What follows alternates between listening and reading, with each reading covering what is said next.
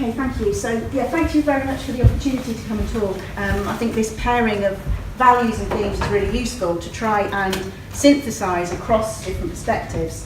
And so I've also chosen, I hope, to embrace this opportunity in the spirit of offering a provocation and develop something new for today.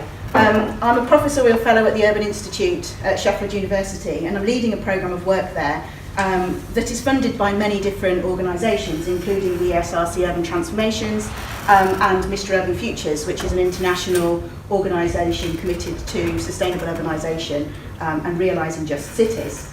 And there are many other people involved in all of these different projects at many different levels. But I wanted to use this opportunity to individually and critically reflect and synthesise about the questions that you've set. So to that extent, it's inductive, it's a little bit exploratory with you, and it reflects both the ways in which I consciously have designed different elements of this programme, but also a kind of unintentional embedding of the theories of change that I realise I've been working with over time. And what I want to do, which I hope draws on and builds on Teresa's contribution this morning, is make a proposition for co-productive urbanism as a framework for research and action through drawing on my own work and that of others. I'm really interested in the idea of co-production as a paradigm shift, both co-production as a state strategy and co-production in research, and as a way of being able to interrogate and understand actually existing and alternative forms of urbanism. So in the programme, there were 3 or 4 questions associated with this particular panel, and I decided to try and respond to this one. How can forms of governance or the ability to accommodate and internalise change promoted by social movements be effectively compared across different cities? And for me, this is primarily a methodological problematic. And the main contribution I want to say is that co-productive urbanism offers, in the words of Jennifer Robinson, a set of tactics and practices that are equal to some of the challenges that we've heard about today, and that offer a different kind of comparative imagination to stretch the ways in which we think about theory building and its manifestation in practice. So up front, I just want to stress 2 things. Firstly, when I talk about co-production, I don't see it as a method, but as a mindset, disposition, or set of processes. We're strongly in the realm of the methodological, and methods can help or hinder. So we heard yesterday from Ingrid about the importance of creative modes of undertaking work with others, seducing people to participate. I particularly love that word. So we know that the different methods can help something be more or less co-productive, but they cannot guarantee it. And secondly, today I want to particularly focus on what a co-productive lens makes us question about who compares, who is producing knowledge, how it's transferring, and what we can therefore compare and how. So there are 3 different elements of this co-productive urbanism framework that I want to propose. But first I thought it might be worth saying a little bit about the challenges. We hear a lot about how urban sustainability and urban justice are wicked issues where they have no clear definition of the problem and no clear stakeholder agreement about the solution. Drawing on people like Levin's work, we also hear about super complexity, where the stakes are high, it's extremely urgent, and those that are creating the problems are also have to be part of the solution. Climate change, as they're discussing in the other panel, is a classic super wicked issue. But this really raises a first challenge, because our existing governance institutions are limited, there's a huge amount of lock-in and obduracy, there's an absence of governance imagination and capacity to act. And quite often responses to these wicked issues tend to be structural rather than cultural or imaginative. And this produces a kind of layering of old institutional structures on top of new. So I'd like to suggest that actually this turns governance itself into a wicked issue. So then what we see happening is a very different set of relationships between formal governance structures and different social movements. And one strategy that is often developed by decision makers in order to try and reconcile and accommodate these different perspectives in a complex adaptive system is co-production. So co-production, the term, we've heard it lots today, we've heard it lots over the course of the whole workshop. No one's proffered a definition, and I'm not going to try and close it down now. So it's bounded about quite a lot and people can be very critical of it, but I would say a couple of things. If we're talking about co-production as a form of outsourcing responsibility from government to social movements or social actors without any kind of transfer of responsibility and resource, it's not co-production. If we're talking about the setting of an agenda in which others are invited to participate and then deliver, but without having any opportunity to shape it, it's also not co-production. So from my perspective, it's not just that we need co-production, we need just co-production, which has to be based on procedural, distributive and epistemic justice. And I think this gives us a different comparative challenge around how co-production as a strategy for both state-making and producing knowledge to inform action manifests in different places. So that for me, using Alex's term from this morning, is the hinge between the formal governance and the kind of social movements and interests. So this poses a real challenge. If we're talking about governance being messy, contingent, wicked, context-specific, we're talking about co-productive processes and complex dynamics in space, it's very easy to throw comparison out, to say everything's so localised that it can't be generalised. And of course, this is precisely what Teresa was talking about this morning. And many people have tried to deal with this in different ways, through thinking about the limits of the comparative lens based on geography, the kinds of analytical tasks that we have to address. But I do think that there's something kind of specific here relating to what co-productive adaptive governance means in terms of comparison, and whether co-productive urbanism offers a way of addressing these challenges. So co-productive urbanism as a strategy, I think, is based on a number of different elements. Some of these we have actually already talked about, and Teresa talked about difference extremely well and helpfully this morning, so I'm going to miss a couple of them out. But I think one of the most important ones here is to understand co-productive urbanism as a strategy not only for learning but for transformation. So it's about a disposition and a mindset of how we think about the production, flow and reception of knowledge from a geographical perspective.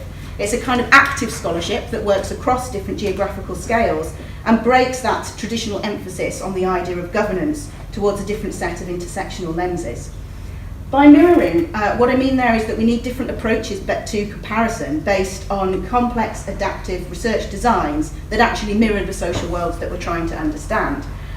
There are people who have suggested that there is a distinct differentiation between co-production in governance and co-production in research, but I don't see that difference as starkly as some do. Indeed, I think instead that if we're talking about a knowledge economy, we're talking about university-industry partnerships and different ways of producing this, we're fundamentally thinking in a different way about the production of urban space. Transcendence is about embedding the relationship between knowledge and action strongly within what we're doing. I think it's also about the organisation of transformation and the ways in which different research and action can constitute that possibility. And we need to rethink our ideas of mobility. So who is the carrier of knowledge, what travels, under what conditions and with what kinds of effects? So briefly, I think there's a really strong need for these complex adaptive research designs, and through thinking back on the different elements of my own programme of work, I'd suggest that there are these 4 different strands. Firstly, there's the translocal, which is the different ways of trying to understand how we work with others across different cities, and I'll use the terms, but in the global north and global south, precisely to challenge those kinds of terms. So in our case, what we're doing is working through the idea of local interaction platforms. These have been set up in Cape Town, in Kisumu, in Gothenburg and in Sheffield, Manchester. And this is a different way of doing research where knowledge remains embedded in place, but what exchanges is the sort of bridging concepts, the fluid mobilities that we've talked about a bit today already. The second is more about the interurban, where we can take as fixed the national context, but begin to understand how those differences manifest across time and space within a particular geographical location. So in our case, for instance, this is about trying to understand how the work we do in Greater Manchester might have resonance for Sheffield or Birmingham or Durham or elsewhere. Our ESRC project is particularly focused on intra-urban comparisons. We have set up an action research collective that has developed 10 different action research projects as multiple embedded comparative case studies of how change actually happens. Through these, we've developed a way of trying to be able to compare the different hinge points, the different co-productive strategies between social actors and between formal governance actors, through using different kinds of methodologies and approaches. And I think the last design principle would be about interreflexivity. In other words, this is very much about human flourishing and human scale. Because if we don't understand the differences between individuals in terms of how they conceptualise their own subjectivity, their own agency, their own understanding of governance and theories of change, then we won't be able to bring this together. So I was thinking in many ways about how these different strategies lead to tactics that I have consciously or subconsciously deployed over time. And I'm close to time, so I'm just going to pick out a couple of them. The first one is around the principle of working with, not on. I think this is fairly well accepted within the academic discourse, but it implies a different kind of comparative research, where it's not about the individual academic going for a week and undertaking 10 different interviews and coming back and writing a comparative paper, but a process of trying to understand and triangulate differences and similarities over time. The principle of intermediation is really important. It's about who do you take with you into the spaces that you go, which might otherwise be inaccessible to certain stakeholders and organisations. It's about starting with an inductive understanding of needs of local place and then aligning those with national and international goals and priorities. Stickiness is really important in terms of how we actually try to lever different parts of the system in order to create these hinges and moments of change between formal and informal. And I think there are a couple of different things that are embedded in our programme that help us do that. One is the creation of different kinds of spaces. One is through demonstration and experimentation projects.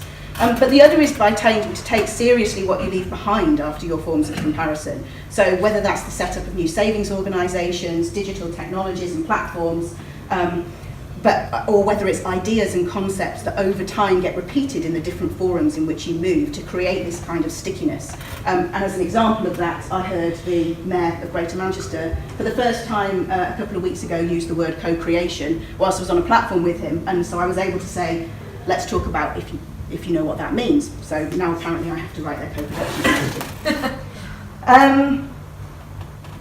How many minutes am I good? 1 minute. I think exchange is also really important. I've talked about who moves and who doesn't. Throughout all of our programmes at these different levels, we try to build in the capacity for participants beyond the academics to move and carry their own knowledge between place. Because comparison is useful in action. Comparison is useful if people have been able to see and learn for themselves rather than just read a report that we produce about what happens. So we are taking our Action Research Collective up to Scotland next month to have a collaborative exchange with different social innovation projects that they can learn from, that they've selected themselves. And I think the last one is reflexivity, which we've talked about to a certain extent through different lenses. But we are in a world of very shifting boundaries, and I think if we're asking ourselves who compares with what effect and how, we really need to take our own reflexivity seriously. In order to reflect on the strengths and limits of our knowledge claims, how we can claim to know another place without having actually lived there, how we can claim to know that one particular tactic for urban change around youth empowerment might work better than another that's more suitable for environmental development. So this makes us rethink the kind of representations and stories that we tell to different people. And it makes us rethink the kinds of methods that we need to use at an interpersonal level to build in that kind of comparison. So double loop learning, triple loop learning, and reflexivity.